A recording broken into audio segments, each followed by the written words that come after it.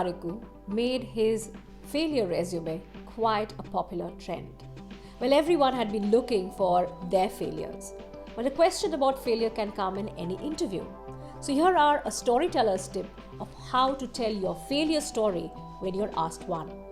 Number 1, set the context. Pick a story which is from your professional life or your academic life.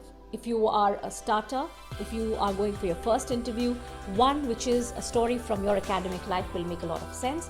But if you're somebody who has worked many years in the professional field, pick a story which is not too dated, something which is not way back beyond when you were a starter, when you were a newbie, when you were greenhorn. Pick something which is more relevant and contextual for your listener. Number 2, identify the reason of failure.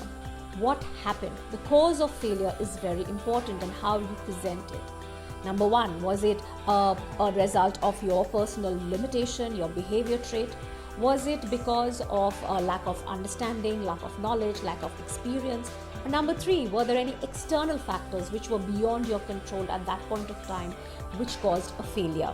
Identifying the cause of failure and putting it into your story, into your narrative is very, very critical because it shows how analytical you are. Are you aware that these kind of problems can arise even now? Number 3, never put the blame on another individual or an organization. That goes against your storytelling.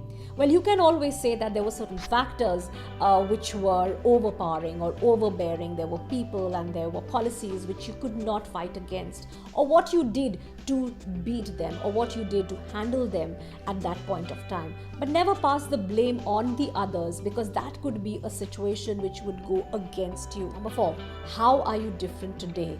Every interviewer wants to know, who are you right now? How has your past shaped your present?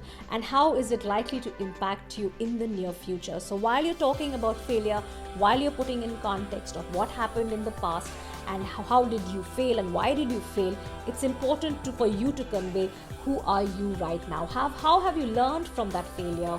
How are you able to better handle failures or potential moments when you're likely to fail again? So what are you going to do now is what they want to know. Number 5, just be kind to yourself. Own your story. Nothing works more than owning a story, owning a moment where you went wrong, of why you went wrong. Be proud of it, but don't show your battle wounds, don't show your scars in a way saying that this is who I am and this is why am I different. But be kind to yourself.